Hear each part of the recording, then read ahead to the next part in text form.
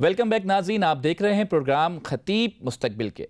Break سے پہلے ہمارے ساتھ موجود تھے عظمیر خان، اور اب جس اگلے مقرر کو میں دعوت خطاب دے رہا ہوں ان کا نام ہے محمد طفیل، اور یہ بنگو پیر سے آئے ہیں۔ طفیل آ جائیے۔ جی طفیل، السلام علیکم۔ وعلیکم السلام۔ کیسے ہیں آپ؟ ٹھیک ہوں میں سر۔ اچھا یہ بتائیے کہ عید کی تیاری کیسی ہے آپ کی؟ بہت اچھی ہے۔ بہت اچھی ہے جی۔ اور آپ کا جو آج کا موضوع ہے وہ کیا ہے؟ سحر اور افطار کی فضیلت۔ واہ، سحر اور افطار کی فضیلت۔ تو اس بار آپ کی اسپیچ کی تیاری کیسی ہے؟ بہت اچھی ہے۔ بہت اچھی ہے۔ سٹارٹ کریں۔ جی۔ تو محمد طفیل، آپ کا وقت شروع ہوتا ہے اب۔ جناب والا، آج میں جس موضوع پر لب کشائی کرنے کی جسارت حاصل کرنا چاہتا ہوں وہ ہے سحر اور افطار کی فضیلت۔ آج میں جیتوں یا ہاروں مجھے اس سے کوئی عرض نہیں۔ آج میں اس ایوان میں بیٹھے لوگوں کا ضمیر جگانا چاہتا ہوں، ان کو حقیقت کے بارے میں بتانا چاہتا ہوں۔ آج کچھ باتیں ایسی ہوں گی جو موضوع سے ہٹ کر ہوں گی، لیکن وہ حقیقت ہوں گی۔ اللہ تعالیٰ نے انسان کو جب دنیا میں بھیجا تو ایک طرف اس کی جسمانی ضرورت کا خیال رکھ کر اس کے لیے سامانی ضرورت کا انتظام کیا، تو دوسری طرف اس کی روحانی ضرورتوں کو بھی نظر انداز نہیں کیا، اور انسانوں کے ذہنوں میں پیدا ہونے والے خیالات کے جوابات دینے کا انتظام کیا، اور اسلام کے بارے میں لوگوں کو ہم آہنگ کرنے کے لیے پیغمبر بھیجے اور تمام دنیا کی سہولتیں فراہم کیے۔ اس مقصد کے لیے ہم پر بھی فرض ہے کہ ہم اللہ تعالیٰ کی عبادت کریں۔ تمام انبیاء نے عبادت کے طریقے بتائے جس میں نماز، روزہ، زکوٰۃ اور حج شامل ہے۔ اللہ تعالیٰ کا ارشاد ہے، اے لوگو جو ایمان لائے ہو، تم پر روزے فرض کیے گئے ہیں جس طرح تم سے پہلے لوگوں پر فرض کیے گئے تھے تاکہ تم متقی بن جاؤ۔ رمضان یوں تو 5 حروف پر مشتمل ہے لیکن اس کی برکتیں بہت زیادہ ہے۔ اس مہینے میں نیکی کرنے سے 70 گنا زیادہ ثواب ملتا ہے۔ یہ نیکیاں کمانے کا مہینہ ہے، یہ رحمت سمیٹنے کا مہینہ ہے۔ اگر بات کی جائے سحری کی، سحری کرنا سنت ہے۔ سنت کو ترک کرنے سے ہم بے شمار نعمتوں سے محروم ہو جاتے ہیں۔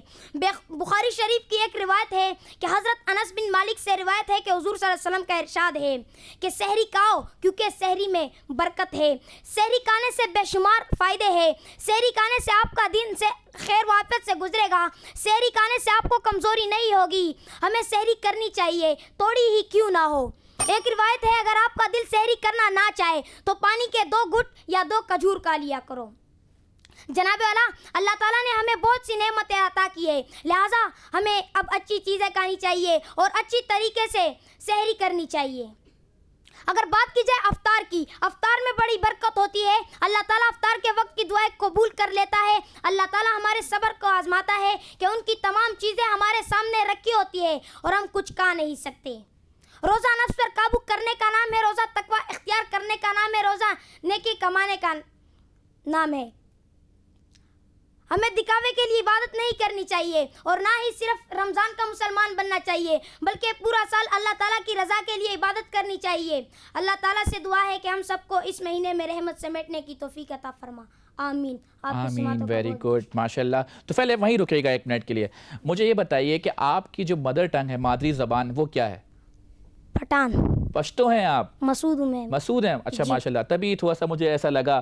تو اچھا آپ ایک بات بتائیے، اگر آپ پشتو میں یہ کہیں گے کہ آپ کا نام کیا ہے تو کیسے بتائیں گے؟ ستانم صدے۔ اچھا، میرا نام مظہر احمد خان ہے۔ چلے آ جائیے۔ Very good. ناظرین، یہ تھے محمد طفیل جنہوں نے بہت ہی خوبصورت بات کی اپنی اسپیچ میں کہ ہمیں صرف رمضان میں ہی نہیں عبادت کرنی چاہیے بلکہ پورا سال اللہ تعالیٰ کے لیے عبادت کرنی چاہیے تاکہ ہم اپنی شخصیت کو مزید سنوار سکیں۔ اب جس ننھی مقررہ کو میں دعوت خطاب دے رہا ہوں ان کا نام ہے الشبا۔ تو الشبا آ جائیے بیٹا۔ جی الشبا سجاد، السلام علیکم۔ وعلیکم السلام۔ کیسی ہیں آپ؟ میں بالکل ٹھیک۔ اچھا یہ بتائیے کہ عید کی ساری شاپنگ کر لی آپ نے؟ جی۔ تیاریاں مکمل ہیں؟ کل پھر مطلب کہ نیا ڈریس، نئے سینڈلز، نیا میک اپ، پکی بات ہے؟ اچھا تیاری کیسی ہے آپ کی؟ اچھی۔ اور موضوع کیا ہے آپ کے اسپیچ کا آج کا؟ روزے کی اہمیت۔ روزے کی اہمیت اور فرضیت، بہت اچھا موضوع ہے۔ تو الشبا ساجد، آپ کا وقت شروع ہوتا ہے اب۔ صدر جی وقار، آج جس موضوع پہ مجھے لب کشائی کرنے کا موقع ملا ہے وہ ہے روزے کی اہمیت۔ جناب والا، اس موضوع پہ بات کرنے سے پہلے لفظ روزہ سے روشناس ہونا بہت ضروری ہے، جو اسلامی بنیادی ارکان کا تیسرا رکن اور ہماری زندگی اور ایمان کو مکمل کرنے کے لیے بہت اہمیت کا حامل ہے۔ قرآن و حدیث میں لفظ روزہ صوم استعمال کیا گیا ہے، جس کے معنی اپنے آپ کو روکنے کے ہیں۔ شریعت میں اس بات کی اصطلاح صبح صادق سے لے کر غروب آفتاب تک اللہ کی خوشنودی کے لیے بعض مخصوص امور کی انجام دہی اور اپنے آپ کو کھانے پینے سے روکنے کے ہیں۔ قرآن میں اللہ فرما رہا ہے، اے ایمان والو، فرض کر دیا گیا ہے تم پہ روزہ جیسے فرض کیا تھا تم سے پچھلوں پر، تاکہ تم پرہیزگار بنو۔ قرآن کا یہ حصہ اس بات کی دلیل ہے کہ روزہ ہمیں پرہیزگاری کا درس دیتا ہے، نیکی کی طرف راغب کرتا ہے اور برائیوں سے دور کرتا ہے۔ نہ صرف یہ بلکہ اس کی فرضیت کی اہمیت تو واضح ہو رہی ہے، اور جیسے ہم مسلمان ہیں تو جو چیز ہم پہ فرض کر دی گئی اس کو پورا کرنا اور اس پر عمل کرنا ہم پر واجب ہے۔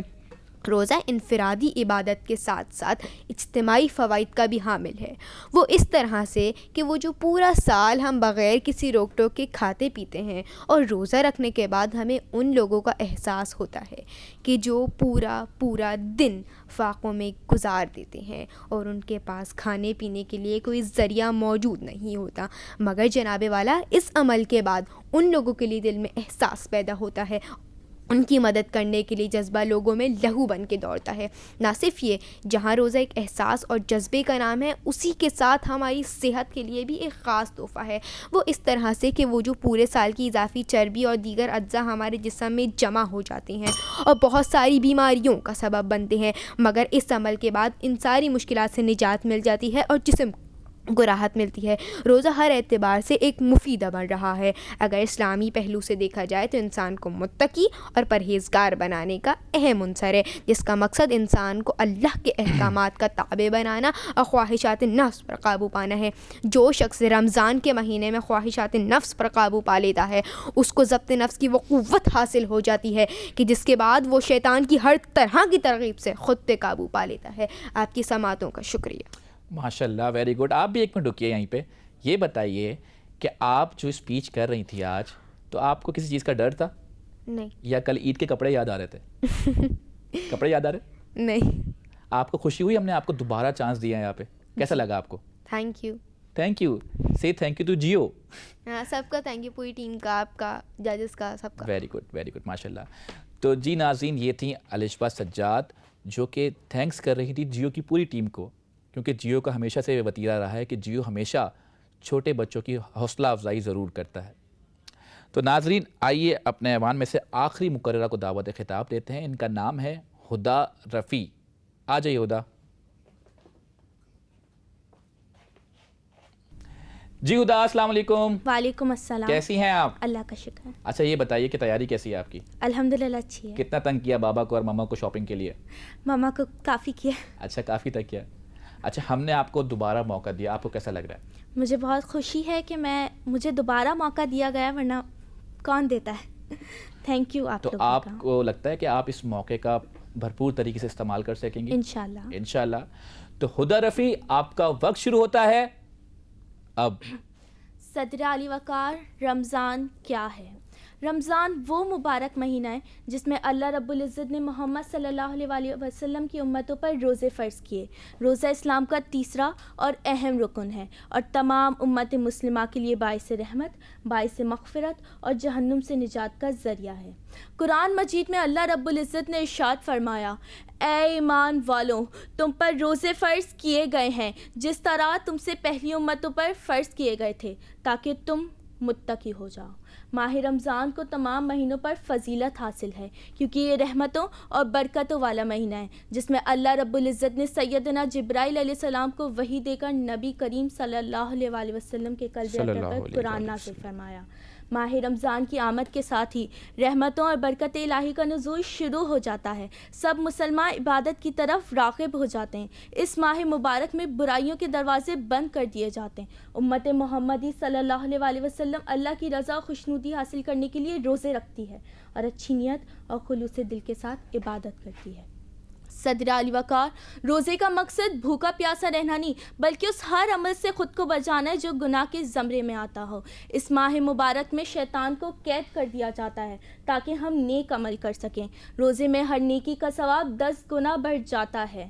روزہ نام ہے صبر کا، روزہ نام ہے سخاوت کا، روزہ نام ہے تقوی کا، روزہ نام ہے عبادت کا، روزہ نام ہے بھلائی کرنے کا، روزہ نام ہے گناہوں سے بچنے کا۔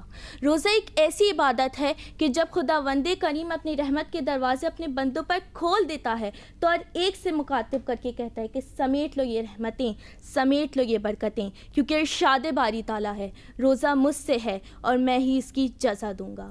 ماہ رمضان کی آخری عشرے میں ایک ایسی رات آتی ہے جو کہ لیلۃ القدر کہلاتی ہے۔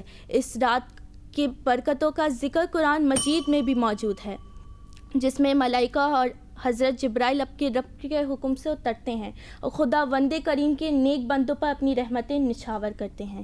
حضور اکرم صلی اللہ علیہ وآلہ وسلم کا ارشاد ہے، یہ مہینہ جو تم پر آیا ہے اس میں ایک ایسی رات ہے جو 1000 مہینوں سے بہتر ہے۔ جو اس سے محروم رہا وہ ہر بھلائی سے محروم رہا۔ اس رات کی سعادت سے صرف بد نصیب کو ہی محروم کیا جاتا ہے۔ شکریہ۔ ویری گڈ، ماشاءاللہ۔ ناظرین، یہ تھیں ہدا رفیع جو کہ بہت ہی خوبصورت انداز میں لب کشائی کر رہی تھی۔ اب اس سے پہلے کہ ججز کی رائے جانیں، پروگرام میں وقت ہوا ہے ایک اور مختصر سے وقفے کا۔ جب وقفے سے واپس آئیں گے تو آج جانیں گے ججز سے کہ آج ان کی رائے ان چاروں کے بارے میں کیا ہے۔ کہیں مت جائیے گا، دیکھتے رہیے پروگرام خطیب مستقبل کے۔ السلام علیکم ورحمۃ اللہ وبرکاتہ۔